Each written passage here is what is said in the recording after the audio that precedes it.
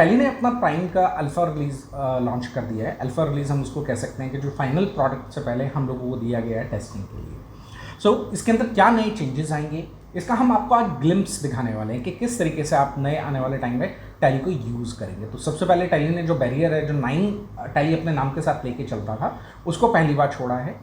इससे पहले अगर आप वर्जन्स की बात करें, टैली.ERP 9 था, उससे पहले टैली 9, 8.1, 7.2 वर्जन मेरे पास आया करते थे। लेकिन अब टैली ने थोड़ा सा चेंजेस लेके आए हैं और नाम के अंदर पहली बार ERP वर्ड को भी हटा दिया है, प्लस 9 को भी हटा दिया है। अब जो नया वर्जन है टैली का वो है टैली प्राइम।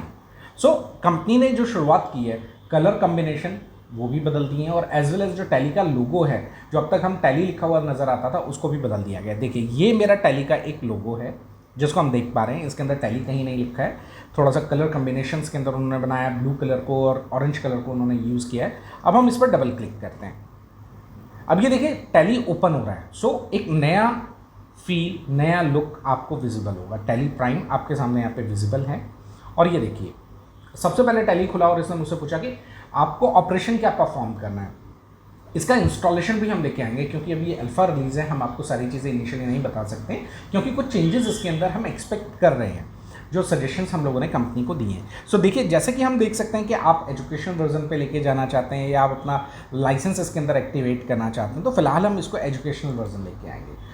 देखिए जैसे ही इसने कहा कि यहाँ पे वार्निंग इसमें हमें डिस्प्ले कराया है जिसके अंदर TDL से रिलेटेड वार्निंग है, मैं इसको एंटर प्रेस करता हूँ, हम आगे बढ़ गए।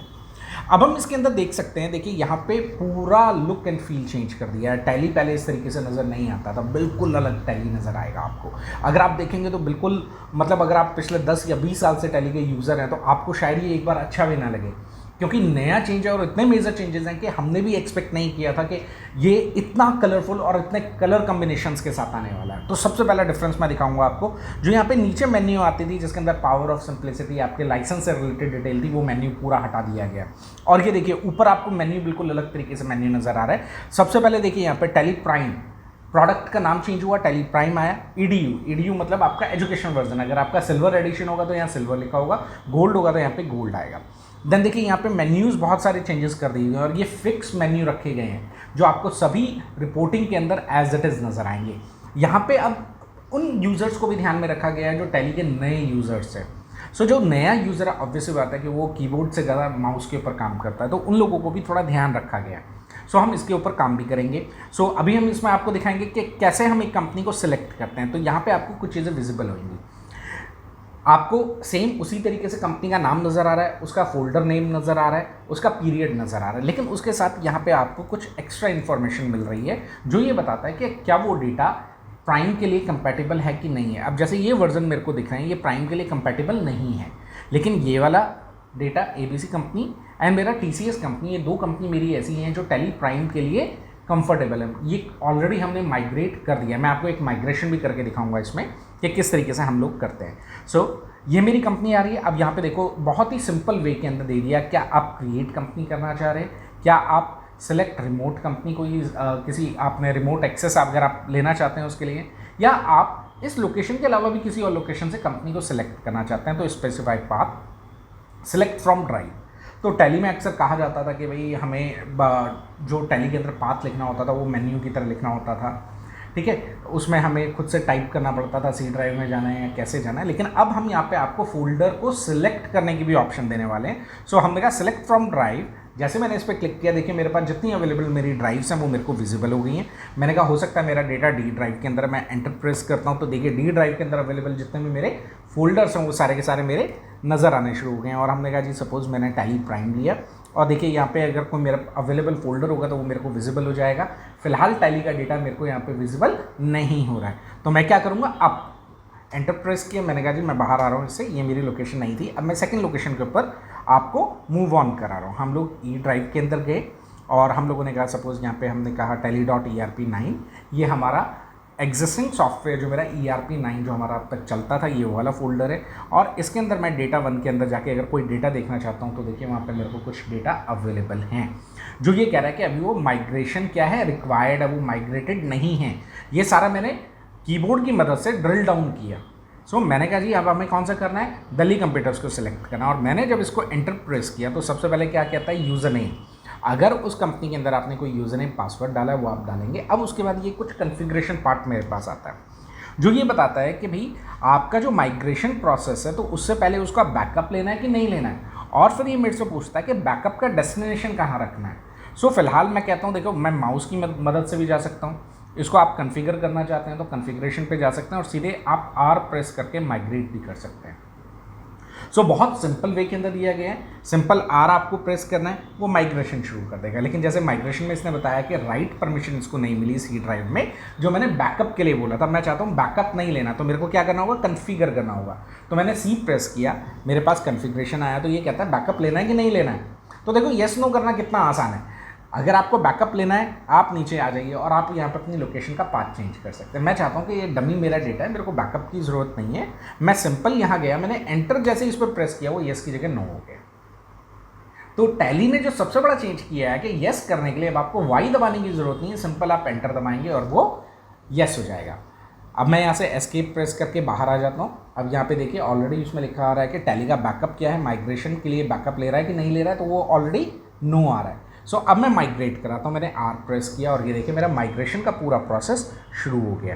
टैली के बहुत सारे फील लुक आपको लगभग वैसे ही मिलेगा, लेकिन कलर कम्बिनेशन चेंज कर दिया गया, लुक चेंज कर दिया गया। अब देखिए यहाँ पे अब आपको गेटवे ऑफ टैली विजिबल है, तो गेटवे टैली के अंदर भी आप बहुत सारे मेजर चेंजेस देख पा रहे हैं।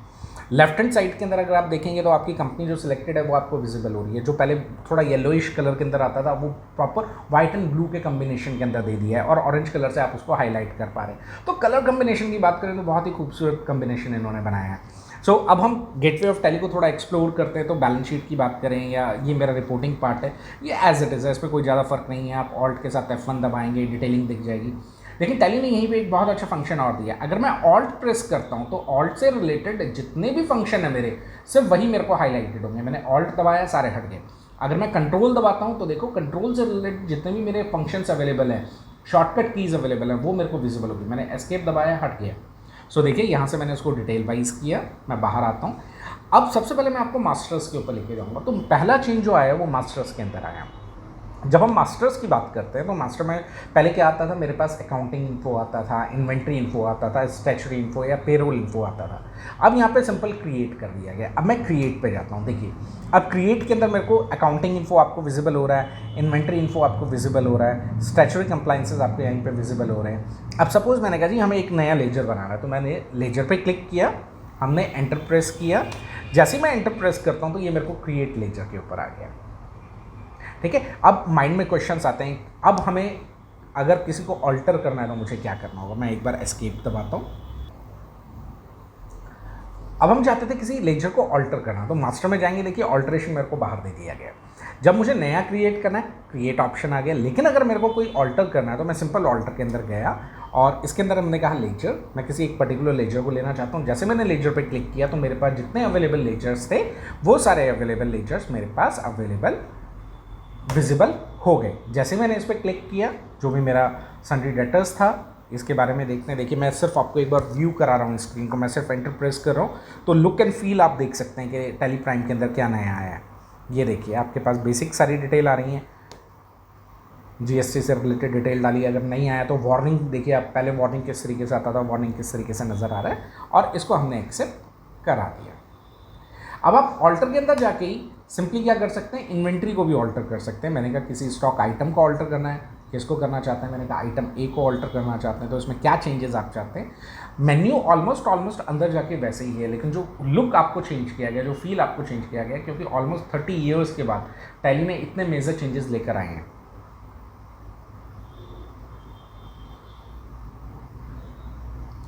एक नया हेड इन्होंने शुरू किया है जिसको हम चार्ट ऑफ अकाउंट्स कहते हैं। लेकिन अगर मैं चार्ट ऑफ अकाउंट को कहूँ और आपने टैली के अंदर एग्जिस्टिंग टैली में लिस्ट ऑफ अकाउंट्स की अगर बात करते हैं तो दोनों चीज़ें आपको सिमिलर नजर आएंगी।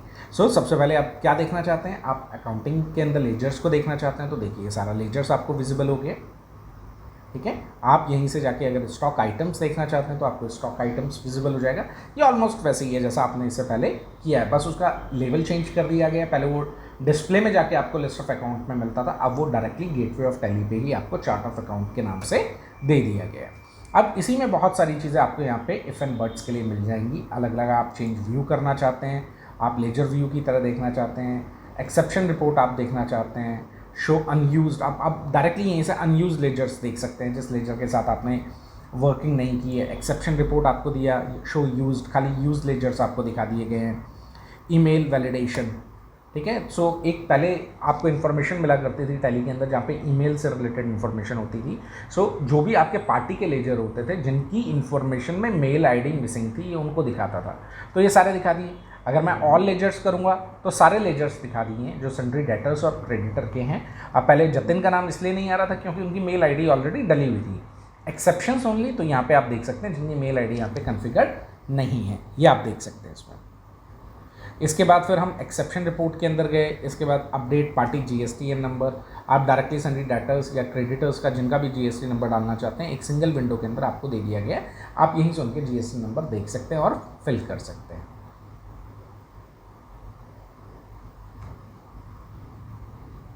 इसके बाद आता है मेरा वाउचर एंट्रीज। जब मैं वाउचर एंट्रीज़ के अंदर जाता हूँ तो ऑलमोस्ट उसी तरीके से सारी इन्फॉर्मेशन है, लेकिन यहाँ पे क्लटर फ्री हम एक एनवायरनमेंट देने की कोशिश कर रहे हैं कि जो चीज़ें आपको बहुत ज़्यादा फ्रिक्वेंटली यूज़ नहीं है उसको हमने हाइड कर दिया है।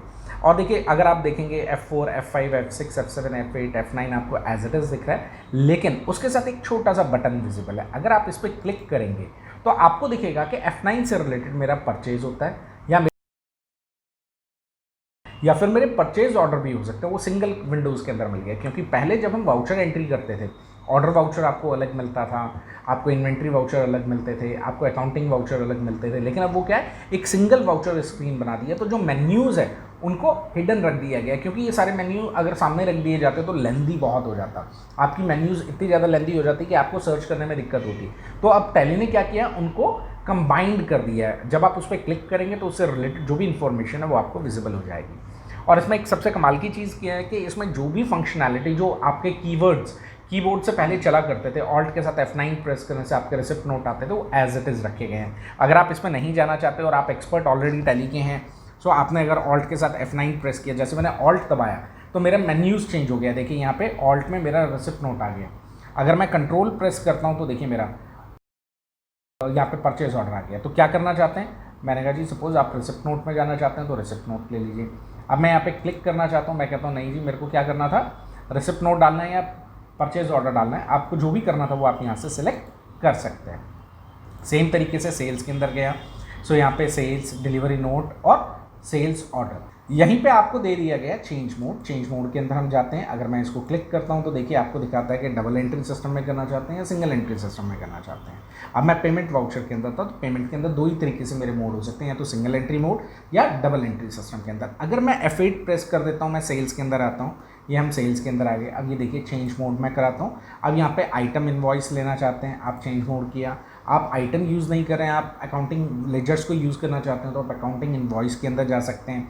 आप चाहते हैं नहीं ये डबल एंट्री सिस्टम में जाए तो एज वाउचर भी ले सकते हैं। सो ये मेरा चेंज मोड के अंदर आ गया है। इसके बाद मोड डिटेल्स, इसके अंदर भी आपके पास बहुत सारी डिटेल होती हैं। आप इस वाउचर के अंदर डिस्पैच डिटेल डालना चाहते हैं, एक्सपोर्ट डिटेल डालना चाहते हैं, वाउचर नरेशन डालना चाहते हैं, तो आप सिंपल यहीं पे एंटर प्रेस कर देंगे और इसकी नरेशन को आप पंच कर सकते हैं। ऑप्शनल करना चाहते हैं, रेगुलर करना चाहते हैं, ये as it is and post dated, ये हमारे जैसे फंक्शन पहले काम किया करते थे, बिल्कुल उसी तरीके से काम करेगा। डे बुक के अंदर जाते हैं तो डे बुक पहले हमें डिस्प्ले में जाके मिलता था, लेकिन अब हम डे बुक वाउचर्स के नीचे ही बॉटम में देख सकते हैं। ये मेरा डे बुक आ जाएगा। इसके साथ भी मेन्यूज़ में बहुत सारे चेंजेस हैं, इनको हम धीरे धीरे एक्सप्लोर करेंगे। तो मैं एक बार गो थ्रू करा देता हूँ आपको चीज़ों का। इसके बाद आपके पास आता है डिस्प्ले मोर रिपोर्ट्स। तो मेन्यू का नाम थोड़ा चेंज कर दिया गया, पहले खाली वो डिस्प्ले था, अब क्या है डिस्प्ले मोर रिपोर्ट्स के अंदर आ गया। आप देखिए आप ट्रायल बैलेंस देख सकते हैं, आप अपना डे बुक देख सकते हैं, आप कैश फ्लो देख सकते हैं। ये बाकी सारा मेन्यू आपको एज इट इज़ विजिबल है, लेकिन थोड़े चेंजेस इन्होंने कर दिए हैं। जैसे GST की रिपोर्ट, पहले हम डिस्प्ले में जाते थे, स्टैच्यूटरी रिपोर्ट के अंदर जाते थे, फिर मेरे को डिस्प्ले में जाके GST की रिपोर्ट मिलती थी, लेकिन अब मेरे पास डायरेक्टली डिस्प्ले के अंदर ही GST रिपोर्ट्स मेरे को अवेलेबल है। आप GSTR1 देखना चाहते हैं, आप GSTR2 देखना चाहते हैं, तो सारा इन्फॉर्मेशन आपको अवेलेबल हो गया है। इसको हम आने वाले सेशन के अंदर आपको पूरा प्रॉपर तरीके से कवर अप करके दिखाएंगे कि किस तरीके से आप इन फीचर्स का भी यूज़ कर सकते हैं। तो जैसे कि आज मेरा सिर्फ टारगेट क्या था कि आपको लुक एंड फील दिखाया जाए कि प्रोडक्ट का लुक क्या होगा, फील क्या होगा। कंपनी इन्फो, ये हम ऑल्ट के साथ F3 प्रेस किया करते थे। देखिए वो सारी चीज़ें आपको यहाँ पे मिल गई है। यूज़र मैनेजमेंट आपको ओपन करके दे दिया गया है। जो ऑनलाइन एक्सेस कैपेबिलिटी है टैली की, कि आप टैली को कनेक्ट करना है, रिमोट एक्सेस पे यूज़ करना है या ब्राउज़र एक्सेस देना चाहते हैं, वो आप डायरेक्टली कर सकते हैं। F11 के फीचर्स आपके उसी तरीके से यहाँ पे प्लान किए गए हैं कि आप डायरेक्टली यहीं से इसको ऑन कर सकते हैं। डेटा आपका बैकअप लेना है, रीस्टोर करना है, डेटा को स्प्लिट करना है, ये आपको यहीं पे दे दिया गया है। एक्सचेंज हमारा यूज़ होता है जब हम डेटा सिंक्रोनाइजेशन की बात कर रहे हैं, तो सिंक्रोनाइजेशन में बेसिक प्रिंसिपल्स में कोई चेंजेस नहीं है, लेकिन येस मेन्यूज़ के अंदर थोड़े से चेंजेस करके आपको यहाँ पे फ्रंट पे लाके दे दिए गए हैं। आप इंपोर्ट करना चाहते हैं ट्रांजैक्शन है, ये टैली टू टैली इंपोर्ट की बात हो रही है। इसमें भी हम एक्सेल से डायरेक्ट इंपोर्ट आपको अभी भी अवेलेबल नहीं है। आप एक्सपोर्ट करना चाहते हैं तो एक्सपोर्ट आप करंट इन्फॉर्मेशन को देखना चाहते हैं, मास्टर्स को देखना है, ट्रांजैक्शन देखना है, या क्या करना चाहते हैं। ईमेल कॉन्फ़िगरेशन आपको पता ही है। प्रिंटिंग के अंदर भी थोड़े से चेंजेस किए गए हैं जिसको हम आने वाले टाइम में आपको कवर अप कराएंगे। लाइसेंसिंग ऑपरेशन की अगर हम बात करें तो ये F1 हेल्प के अंदर दे दिया गया है। सो आप यहाँ पे सेटिंग्स के अंदर जाएंगे। सेटिंग्स के अंदर जाने के बाद आपको लाइसेंसिंग मिल जाएगा। इसके बाद अपनी लैंग्वेज, कंट्री और ये बेसिक इन्फॉर्मेशन आप ऑलरेडी सेट कर सकते हैं।